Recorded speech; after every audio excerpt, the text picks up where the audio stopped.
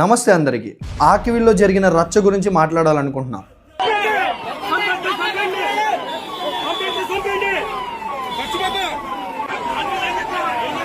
ఎవర్రా మీరంతా రామాలయం కట్టడానికి ఎందుకు ఆపాలనుకుంటున్నారు? నా ఒకటే స్ట్రైట్ క్వశ్చన్. చుట్టూ రామాలయం కట్టడానికి చుట్టూ క్రిస్టియన్స్ ఉన్నాము, క్రిస్టియన్స్ మధ్యలో రామాలయం ఎలా కడతారని అడుగుతున్నారు. అండ్ టీవీ నైన్ వచ్చేసరికి ఒక వర్గం ప్రజలు దాడి చేశారంటున్నారు. ఎందుకు నువ్వు ఆ వర్గం చెప్పలేకపోతున్నావు? సో దీనన్నిటికి ఫుల్ స్టాప్ పెట్టాల్సిందే. పండగ పూట పశ్చిమ గోదావరి జిల్లా ఆకివీడు భగ్గుమంది.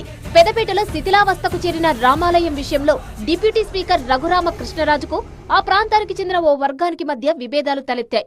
కూటమి నేతలపై ఓ వర్గం నేతలు దాడి చేయడం తీవ్ర ఉద్రిక్తతలకు దారితీసింది. క్రిస్టియన్ సోదరుల మధ్యలో రామాలయం కట్టడం ఏంటి? క్వశ్చన్ రైట్, నేను ఒప్పుకుంటా. అలా అయితే హిందూ సోదరులు ఉన్న చోట చర్చిలు ఉన్నవన్నీ పడగొట్టేస్తారా? భారతదేశం రాజ్యాంగం ప్రకారం ఎక్కడైనా చర్చిలు కట్టుకోవచ్చు, ఎక్కడైనా టెంపుల్స్ కట్టుకోవచ్చు. నేను క్రిస్టియన్ని కన్వర్ట్ అయ్యానని చెప్పుకున్న వాళ్ళు ఇంకా మీ సర్టిఫికేట్స్ ఎందుకు ఎస్సీ ఉంటున్నాయి? మీరెందుకు బీసీసీలోకి కన్వర్ట్ అవ్వలేకపోతున్నారు? ఎందుకు మీ క్యాస్ట్ సర్టిఫికేట్ బీసీసీకి వెళ్ళలేకపోతుంది? కన్వర్ట్ అయ్యారు కదా క్రిస్టియన్స్ అని చెప్పినప్పుడు ఇంకా ఎస్సీ సర్టిఫికేట్తో ఇంకా రిజర్వేషన్స్ పొందడానికి ఎందుకు ఇంకా మక్కువ చూపిస్తున్నారు?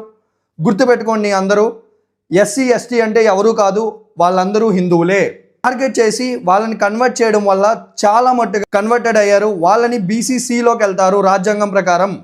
కానీ కాన్స్టిట్యూషన్కి వ్యతిరేకంగా అందరూ క్యాస్ట్ సర్టిఫికేట్స్ మార్చుకోకుండా చాలామంది ఇంకా ఎస్సీలో ఉంటూ మైనారిటీ బెనిఫిట్స్ పొందుతున్నారు. దానివల్ల నిజంగా బెనిఫిట్స్ పొందాల్సిన వాళ్ళు చాలా నష్టపోతున్నారు. ఈ సెక్యులర్ హిందువులందరూ మారితేనే మన దైవాన్ని మనం పూజించుకోగలుగుతాం, స్వేచ్ఛగా తిరగగలుగుతాం.